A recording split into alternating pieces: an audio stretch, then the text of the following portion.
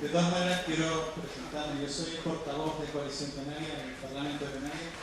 No soy consejero ya, hasta 2011 fui consejero de presidencia.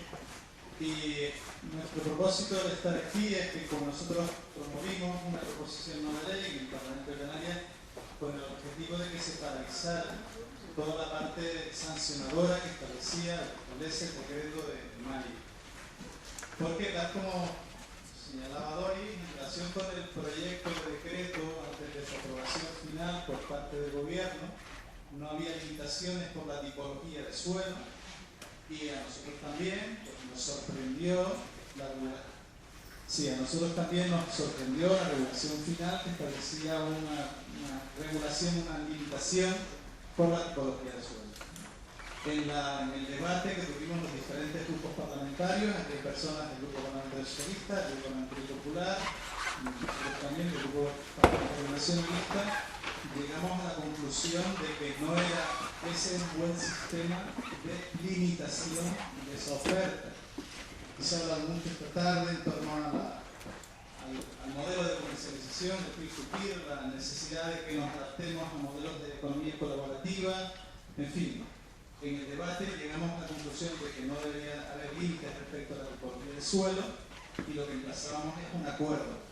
Con relación a lo que dice Dori, nosotros hablamos de la suspensión del régimen sancionador y no hablamos de la necesidad de suspender el conjunto del decreto, sino de modificarlo. Ciertamente podría haber estado mejor redactado.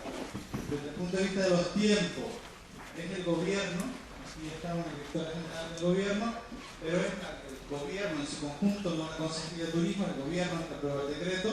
Nosotros, lógicamente, grupos parlamentarios que apoyamos al gobierno, aquí los dos grupos parlamentarios que apoyan al gobierno, deseamos la reforma de ese decreto y esperamos que finalmente, al final, la regulación definitiva que tenga sea aquella que dé respuesta a la demanda social respecto de una oferta que existe, que hay que regular, que hay que someter, por tanto, a condiciones de fiscalidad y de calidad que son buenas que existan, ¿no? En algunas reflexiones que ha habido tarde, pues lógicamente nosotros en muchas de ellas estamos totalmente de acuerdo, en otras pues habría que establecer matices. Por ejemplo, la exposición que se hizo desde la Comisión Nacional del Mercado de la Competencia, hay cuestiones que nosotros sí creemos que tienen que estar sometidas a regulación. La oferta turística canaria, en fin, en el modelo de la Comisión Nacional de la Competencia estamos hablando de que en general el funcionamiento de la economía no tiene que estar establecida o estar vinculada a ningún tipo de límite. Nosotros creemos que el trabajo que se hizo previo al anterior decreto fue en general un buen trabajo. Recibimos a la asociación días después, en junio ya, de la aprobación de aquel decreto por aquel gobierno, y en fin, el propio Hugo Luengo se refería a cuestiones que en esta legislatura se están intentando cambiar, especialmente todo lo que se refiere a la simplificación de la ordenación del territorio, y otra que tiene que ver precisamente con un tema singular, puntual, como es todo el tema del régimen regulador del alquiler vacacional. Por tanto, no puedo hablar en nombre del gobierno para dar unos plazos, pero nosotros somos grupos parlamentarios que apoyamos al gobierno y por tanto hemos compelido al gobierno en primer lugar a que suspenda el régimen sancionador, en tanto establece una modificación del decreto y por tanto habilita que toda esta economía que se genera en torno al alquiler vacacional sea una economía viable y que no se someta a ese tipo de control a través de tipologías de suelos que no obedecen al final a un marco normativo normal,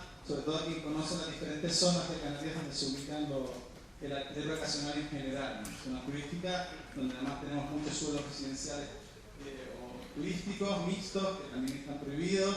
Se ha hablado aquí también del suelo rústico, en fin, muchas cosas que requieren que no sea ese límite. El artículo 3, por tanto, no parece haber sido un artículo afortunado, y eso es lo que hemos demandado desde el Parlamento para que el gobierno lo corrija.